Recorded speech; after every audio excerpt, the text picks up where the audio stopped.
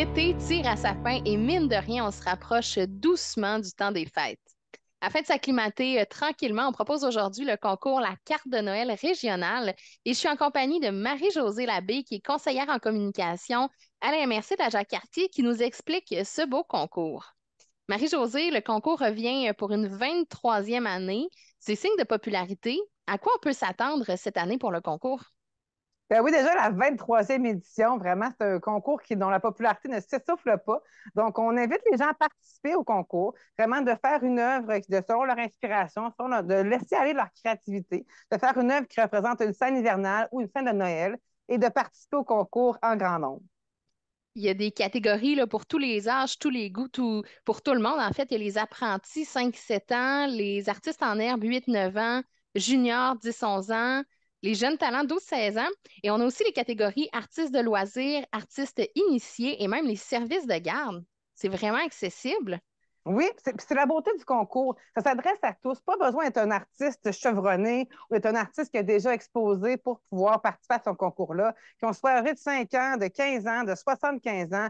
Moi, ça s'adresse à tous. Et comme vous l'avez dit, il y a une catégorie pour chaque groupe d'âge. Donc, il y a un lauréat aussi dans chaque groupe d'âge. Alors, vraiment, le but, c'est d'initier les gens à l'art, de laisser aller leur créativité et bien sûr de participer au concours, puis peut-être de se découvrir une nouvelle passion en faisant de la peinture, puis de s'initier à tout ça. Et tous les médiums, en fait, sont acceptés, là, que ce soit l'acrylique, l'aquarelle, le fusain, la gouache, la peinture à l'eau, à l'huile.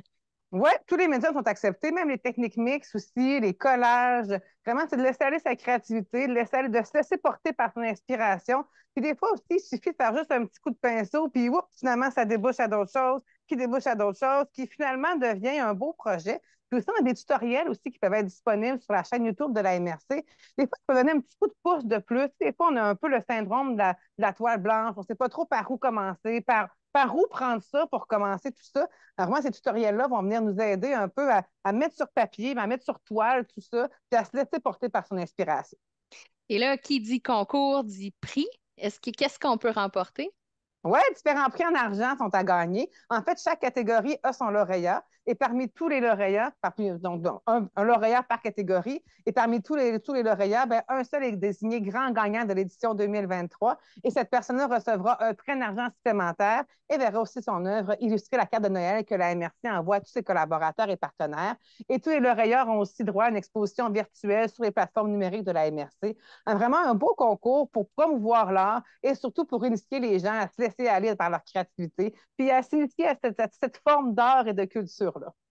Et donc, les inscriptions sont nécessaires, en fait, sont obligatoires avant le 20 octobre prochain. Marie-Josée, merci beaucoup pour l'entrevue. On rappelle que les inscriptions sont possibles au www.mrcjacques-cartier.com. À vos pinceaux et bonne chance à tous. Bien, merci beaucoup. Participez en grand nombre.